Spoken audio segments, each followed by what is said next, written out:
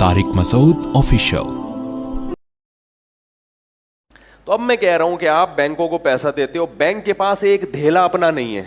جو بینکوں کے مالکان ہیں نا, ان کے پاس ان کی تجوریوں میں 1 روپے بھی اپنا بولو بھائی نہیں ہوتا. سارا عوام کا پیسہ ہوتا ہے جس سے یہ ارب پتی بن چکے ہوتے ہیں. اور عوام جس نے خون پسینے کی کمائی بینکوں میں لا کے رکھی ہوتی ہے, ان کو 2% پروفٹ دیا جا رہا ہوتا ہے, اور وہ خوشی خوشی گھر جاتے ہیں کہ بیگم پچھلے سال میں نے پیسے رکھے ہوئے تھے, پتہ ہے کتنے ہو گئے. ٹھیک ہے نا, اتنے ہو گئے. وہ بیگم بھی کہتی بیٹھے بیٹھے اتنے ہو گئے. اور یہ بھی نہیں پتا کہ اس کی وجہ سے جو مہنگائی بڑھی ہے تو وہ آپ کا جو پروفٹ ہوا تھا وہ ڈبل روٹی اور مکھن میں بولو نا نکل گیا. سال میں آپ کو اتنا پروفٹ نہیں ہوتا جتنا مہنگائی کی وجہ سے نقصان میں جا رہے ہوتے ہو آپ. تو وہ بھی حقیقت میں پروفٹ بولو نا ہوتا نہیں ہے. ایک خاتون کا فون آیا کہ میرے پاس اتنے لاکھ روپے ہیں, میں کیا کروں, میں بینک میں رکھنا چاہتی ہوں ورنہ تو یہ ضائع ہو جائیں گے. میں نے کہا بینک میں رکھ کے بھی ضائع ہو جائیں گے. کہہ رہی ہے نہیں بینک مجھے اتنا پروفٹ دے رہا ہے سال کے بعد. میں نے کہا جتنا دے رہا ہے مہنگائی بھی تقریباً اتنی سال کے بعد بڑھ چکی ہوگی, تو کچھ بھی نہیں دے رہا آپ کو. کہہ رہی ہے پھر میں کیا کروں.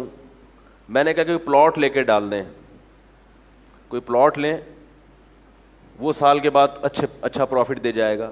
کہہ رہی نہیں پلاٹوں میں 2 نمبر نکلتے ہیں, یہ ہوتا ہے وغیرہ وغیرہ بہت ساری. میں نے کہا کچھ نہیں ہوتا نا, یہ کنکریٹ پتھر لے کے ڈال دیں گھر میں, بجری کے 2 ٹرک لے کے ڈال دیں. ایک مثال دے رہا ہوں. ہر چیز سال کے بعد جو آپ کو پروفٹ دے گی نا وہ بینک کے پروفٹ سے کچھ بھی نہیں. کوئی بھی چیز, ایسی چیز جو ضائع نہ ہو. پتہ چلا گوشت لے کے ڈال دیا فریج میں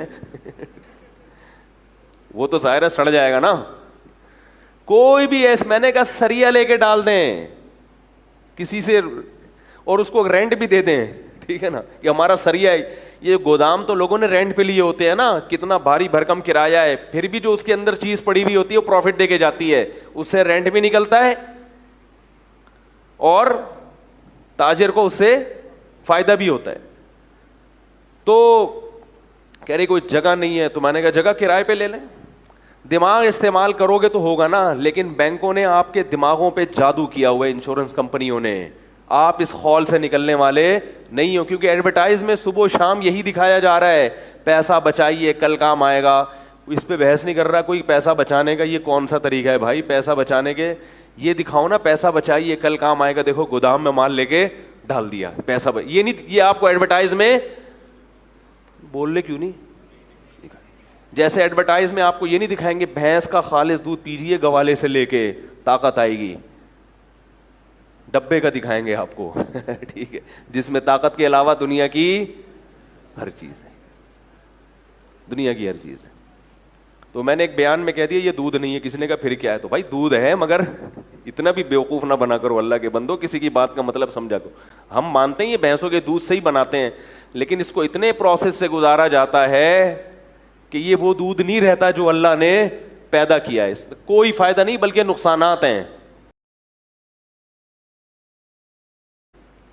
کھانے پینے کی چیزیں جب اسٹور ہو جاتی ہیں تو ان کو, کیونکہ قدرت کھانے پینے کی چیزوں کو سڑا دیتی ہے تاکہ لوگ بچائیں نہیں بلکہ کھائیں جلدی جلدی.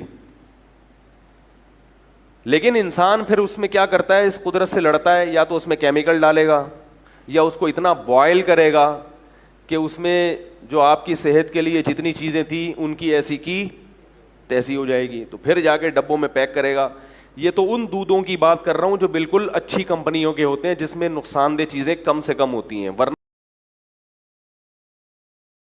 جو آج کل رپورٹیں آ رہی ہیں ان رپورٹوں کے حساب سے تو وہ تو پتہ نہیں کیا پی رہے ہو آپ. اس سے بہتر ہے پانی میں چونا ڈال کے پی لیا کرو, وہ اتنا نقصان نہیں دے گا. اس کو پتہ تو ہے نا کیا جا رہا ہے. تو ایڈورٹائز کو دیکھتے ہیں لوگ. ٹپن میں ایک ٹی وی میں ایڈورٹائز آتا تھا, اے خدا میرے ابو سلامت رہیں. سوال یہ پیدا ہوتا ہے کہ جب ابا کے مرنے پر آپ کو فائدہ ہوگا اور ابا کے سلامت رہنے پر آپ کو نہیں بلکہ کمپنی کو فائدہ ہوگا, تو پھر کمپنی کہے کہ اے خدا اس کے ابو سلامت رہیں. بھائی کمپنی کے مالکان کو ناچنا چاہیے تھا, اے خدا ان سب لوگوں کے ابو سلامت رہیں ورنہ ہماری کمپنیاں ٹھپ ہو جائیں گی. لیکن ذہن کیا بنایا جا رہا ہے, وہ بچہ جس کے ابو نے بیمہ پالیسی لی ہے اس بچے کو یہ گانا وہ گا رہا ہے, اے خدا میرے ابو.